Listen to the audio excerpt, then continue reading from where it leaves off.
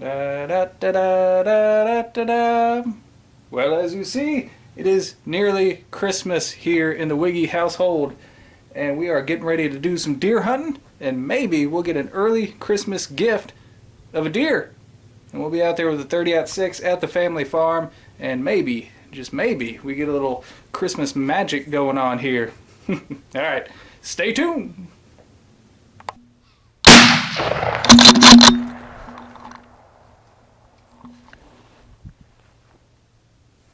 Alright, well, here we go. I think I got one shot on camera. It was close. I actually had a better shot at it, but then I realized, hey, I better actually turn the camera on so I can make a video out of this. So, deer turn, started running, I shot it on the run. I haven't had a chance to go out and look for it yet. It's someplace out behind me. Now after I shut the camera off, as you see, I've got two shell casings here. The other deer that were around it, it was just a group of does. They didn't know where I was, and they ran straight towards me. So I had about 3 of them coming towards me. I picked out the biggest one, and I shot her on the run, a quartering-2 shot, and she is, I don't know if you can, she's right. Is that her? She's like 20 yards back behind me here. It may not have been a perfect shot, but I mean, she dropped right there. Dropped in her tracks. Because where else is a deer gonna drop? I don't know. Alright, we got 2 of them down. At least I better be able to find the one. I'm certain I hit her. I mean, the one's laying on the trail right here. Neither one of them are very big, but I really, really need to fill the freezer, and you know, this is just a blessing for us out here. So let's get these taken care of, try to find the other one, and get them out of here. Alright, so here is the second one that I shot. As you see, we've got, it looks like some good lung blood here where she rolled. Not a bad looking deer, good representative size. And the other one should be somewhere in all of this mess. Real thick, so hopefully she's not going to be too hard to find. It looked like a good shot even though she was moving. But we'll see. Alright, here's some blood and hair. Right there, that looks like lung matter. And I can see that this goes through here. And it gets thick, but we've got a ton of blood. So I'm going to go ahead and leave my rifle here because this stuff is so thick. We're going to go in and try to find this deer. Hopefully she didn't run far. But you see the blood is just smeared on everything. You can't go too far bleeding like that.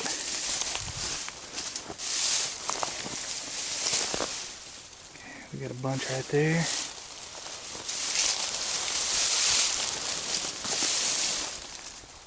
Okay, it's going through here.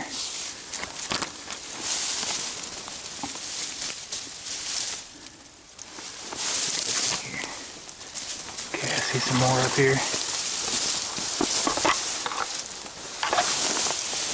Okay, here's some more down there. There's a lot of briars in here.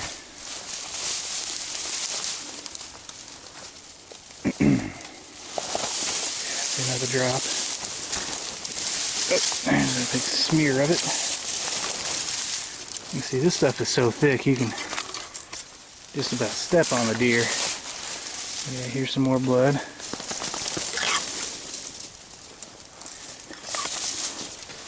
Where'd she go from here?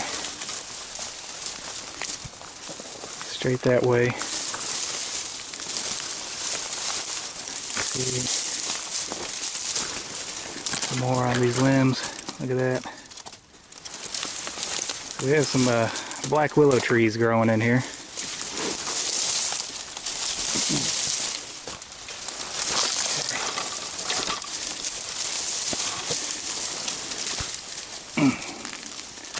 More blood.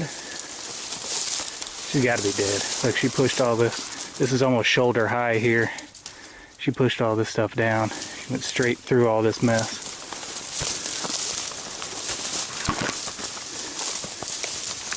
Man, that was a hard hit. Okay. More blood. Right here.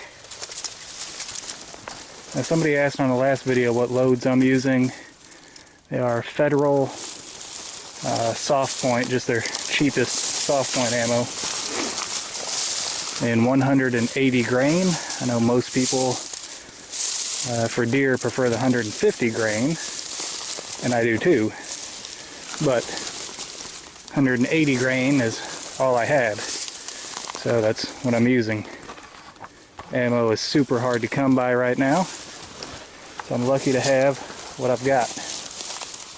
And we're getting pretty deep in here. Okay, still on it. Okay, there's some more. We gotta be getting close. As much as this deer is bleeding. A little bit of a trail down through here. I mean, we gotta be getting close to 100 yards back in here. Some more blood.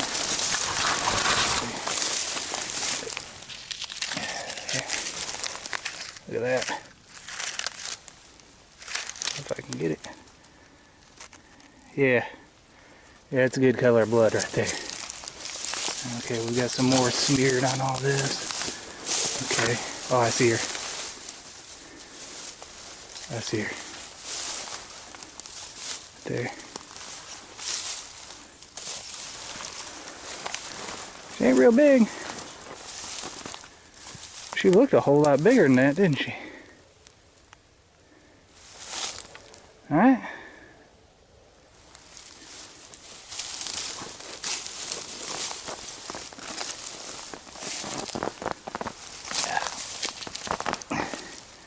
Well, not too bad. Good hit.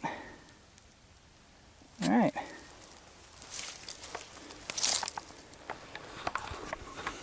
So, there's our little tracking adventure there.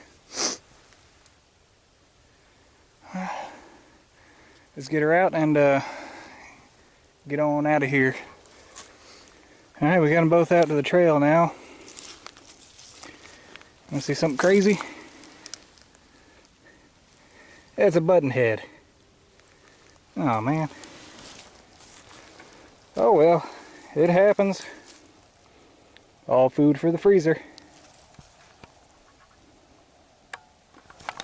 Alright, so if you're wondering about the knife of the day, I've got it right here. This is the Buck Brahma. And it is based on the Buck 119. Actually, it says right there, Buck 119. And just like the 119, it's a great knife. Kind of military style. It sort of reminds me of like if a Buck 19 and a K-bar had a baby, this is what it would be. But yeah, it has that military look to it with that stack leather handle there. And hear that rattling? It's got that military sound to it, that lowest bidder sound.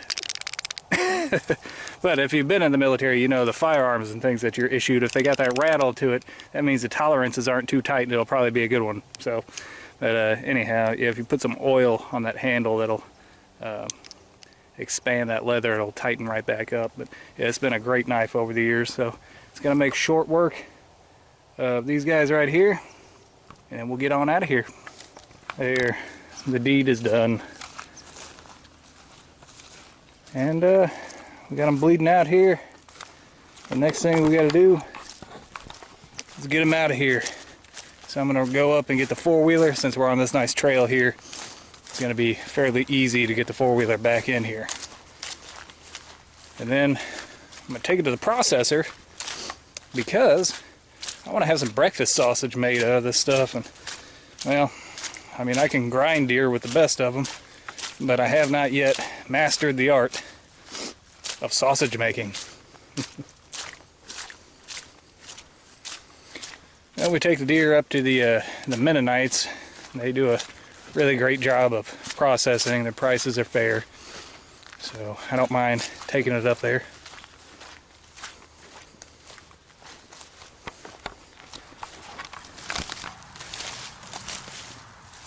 Hey guys, welcome back. So, I'm going to do a little instructional portion of the video right here.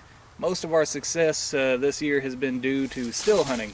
At least during rifle season it has been. And that's largely due to the area that I've been hunting. It's just really conducive to still hunting and not very conducive to hunting from a tree stand or a ground blind. So, you got to do what works. And still hunting is something that's not been done a whole lot in recent years, and it's not because it doesn't work. By and large, it's probably due to more people only having access to public land that's really crowded, and you don't really want to be out there walking around. If there's 100 other hunters out in the woods, you probably want to pick a spot and hunker down there. But if you do have the opportunity, or if you have an area that's just really conducive to this, still hunting can be really productive. It's not something that's taught a whole lot now, but if you look around you can still see a lot of videos with people talking about the main functions of still hunting. Everybody has their own method of this. Some people say you got to walk so many steps and then you know, crouch down and wait for so many minutes, and that's good. You know, there's a lot of different ways to do everything. But the more important part that I found as far as success goes with still hunting, and some people call it stalking, is just how to walk quietly in the woods. And there's a stepping method that helps a lot with that. And there's also a cadence in which you walk that's really important. You might be able to tell it's been raining all day here. So it's fairly quiet to walk around, but even with as quiet as it is, you can still probably hear my steps. And if a deer was anywhere around here, they could pick that out as bipedal walking, because when I'm walking around in this brush, you can hear that crunch, crunch, crunch. And even if it's not very loud, when they hear that cadence, that immediately screams that it's a human, right? The only other bipedal creature you're going to find out in the woods usually is going to be something like a turkey. But yeah, even they take smaller steps. With practice you can hear the difference in their steps and a human steps too. But yeah, whenever you're actually trying to stalk up on a deer or any other animal for that matter, you want to change that cadence, because that pattern is something that they're going to pick up very quickly. So what you want to do is not just go slow, but also whenever one foot is coming up off the ground, the other foot is already on the ground, coming down. When that foot is about to come off the ground, your other foot is coming down. So you have a constant noise, not crunch, crunch, crunch. It's more a slow, constant crunching, right? Or some people will call it a sizzling noise in the leaves. And that sounds much more natural. It's not something that deer can pick out easily because there's no defined pattern to the sound. It sounds like wind in the leaves. It sounds like birds rustling around in the branches. It sounds like everything but a human. And even if they do hear it, right, because a lot of times it's as dry as a popcorn fart out there, and those leaves are gonna be crunchy like walking on potato chips. There's not gonna be any way that you can stop that noise, but you can change the noise. You can change it in a way that doesn't alert the deer. So there's a step method to this, and I'm going to show you guys here in just a moment. It's going to help with this, and it goes by a lot of different names. You'll hear it being called the scout step or the stalking step, or if you're into tactical tracking, you'll hear it called the Chinese leg maneuver. There's a lot of different names for it. There's a lot of different variations on it, but I'm going to show you my variation on it, or at least the way that I was taught, and it'll give you a good starting point to find what works for you. Stay tuned. Alright, so I've been trying to film this for a little while now, and I found out that it is a lot harder to capture on video than I originally thought, but we'll just roll with it, and I'll try to show it from as many different angles as I can so that you can get the point. So with your first step, you bring your foot forward, and the first spot to make contact is the outside of your heel, right? So that would be like right there, okay? So that's the first spot that makes contact. Now you're going to roll your foot down to the blade of your foot, right? So this side of your foot is still up off of the leaves. The blade of your foot, the outside of your foot, is touching the ground. Now your toes are pointed up, okay? You're going to slowly roll onto the ball of your foot. Toes are still pointing up. Now you're pretty much flat-footed, okay? Now you're going to start moving forward, keeping your knees bent just a little bit. And your next foot is going to come up, do the same thing. Outside of your heel, blade of your foot, ball of your foot, putting your weight down on this leg now. Next foot comes up, heel, blade, ball of your foot. As you're moving forward, the toes are now touching the ground. Next foot coming up, heel, blade, ball, toes, next foot. Okay? So, clear as mud, right? Alright, so let's show it from a different angle.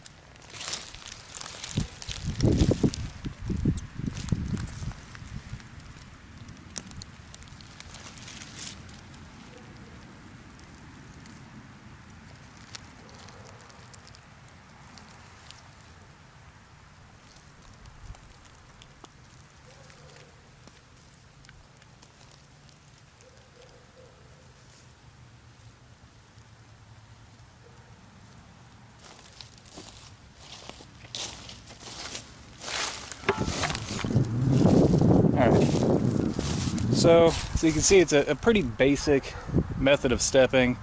Outside of the heel, blade of the foot, ball of the foot, toes down, heel up, next foot is already down, side of the heel, side of the foot, ball of the foot, so on and so on and so on.